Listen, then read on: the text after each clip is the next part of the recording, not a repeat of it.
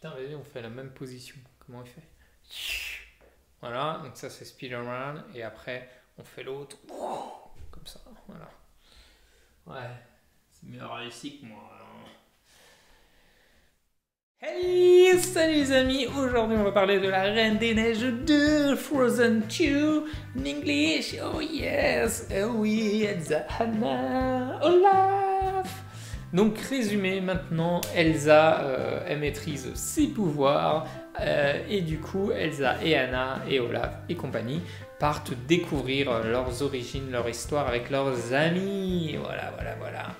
Donc film très attendu, donc vous savez le succès de la Reine des Neiges, hein, avec la fameuse chanson Let It Go, libéré, délivré, libéré, délivré, je ne mentirai plus jamais. Voilà, donc moi je suis pas fan des suites comme ça. Voilà. Alors, surtout qu'ils se sont dit, bon bah forcément ça, vu la tonne de fric que ça rapportait, on va forcément faire une suite. Et du coup, j'étais voilà, pas fan du tout. Et j'ai vu La Reine des Neiges 2 très tard, moi. J'ai pas voulu aller le voir au cinéma. Tous mes potes ont été le voir. Et ils étaient tous, oh, il est mieux que le 1, tout ça, tout ça. Et du coup, ils m'ont un petit peu. Je pense que j'étais un peu déçu du 2 à cause de ça. Voilà, parce que tout le monde l'a tellement censé dire qu'il est meilleur que le 1 et tout, que du coup, je me suis mis un truc. Oh, ça va être énorme. Et en fait, c'est pas si énorme que ça. Donc, j'ai été déçu. Donc, déjà, direct dans le bain, première déception. En 15 minutes de film, t'as déjà 4 musiques, quoi. Les musiques, elles durent 3 minutes. C'est énorme, quoi.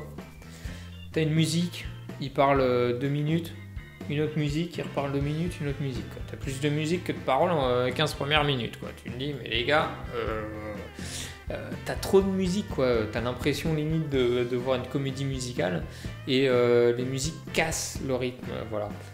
Enfin, pourquoi ça casse le rythme? Tout simplement parce qu'ils ont mis tellement de musique que c'est des musiques à des moments où il n'y en avait pas besoin. Voilà, il n'y a pas besoin de musique. Et normalement, la musique doit accompagner un truc, doit montrer un truc, raconter un truc. Et là, en fait, pour le moindre truc, ils ont mis une musique. Donc, du coup, tu trouves que c'était forcé, c'était pas naturel, c'était pas bien inclus dans le film. Et je pense qu'en fait, ils voulaient absolument refaire un succès. Comme dans le premier de Libérer, délivrer, et comme ils n'ont pas su quelle chanson du film va faire ça, ils ont essayé de mettre un max de musique en disant il y en a au moins une qui va faire un succès de ouf. Et en fait, voilà, ils n'ont pas réussi à faire égaler le succès de Libérer, délivrer. Sur le film, les graphismes, les couleurs sont super belles, elles sont chaudes, elles sont colorées. Là, on est plus dans le côté automne et tout. Donc, on quitte un petit peu le froid, l'hiver éternel et tout ça. Le froid est pour moi le prix de la liberté. Donc voilà, niveau graphisme, c'est assez plaisant. Je trouve que Anna est plus mature qu'Elsa, alors que ça devrait être l'inverse, parce que Elsa est la grande sœur d'Anna et c'est Elsa qui a les pouvoirs et tout. Et je trouve même que Elsa a perdu en maturité, en présence. Je trouve que c'est même Anna qui prend le rôle principal. Voilà. Donc je suis un peu déçu là-dessus, du coup, sur l'évolution des personnages. Les effets de l'eau, notamment au moment où il y a un cheval avec l'eau, et l'effet de ses pouvoirs à Elsa sont magnifiques. Voilà, c'est une belle réussite, graphisme et tout.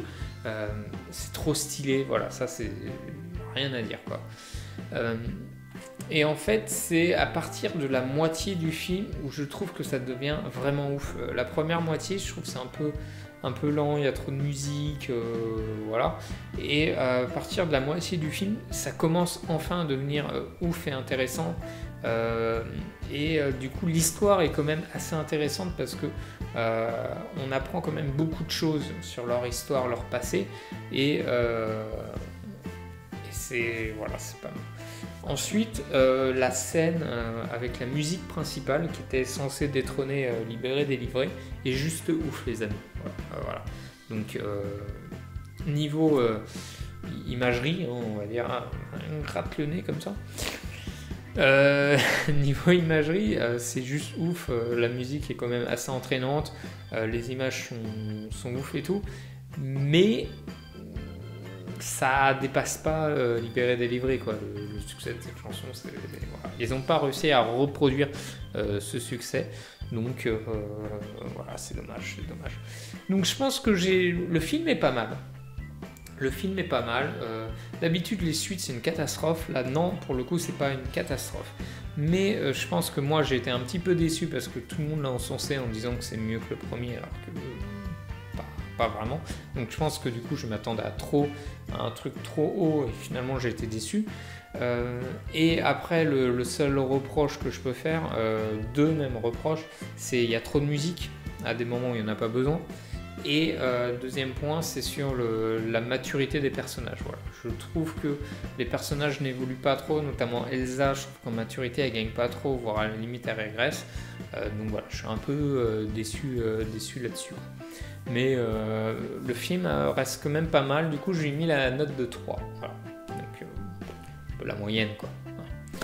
Donc dites-moi vous en commentaire ce que vous avez pensé du film, n'hésitez pas à liker, partager, commenter, les petits pouces, tout ça, tout ce que vous voulez, faites-vous plaisir, allez c'est moi qui offre, et n'oubliez pas ce n'est que mon avis, et je vous dis à la prochaine pour une autre vidéo les amis, bye bye.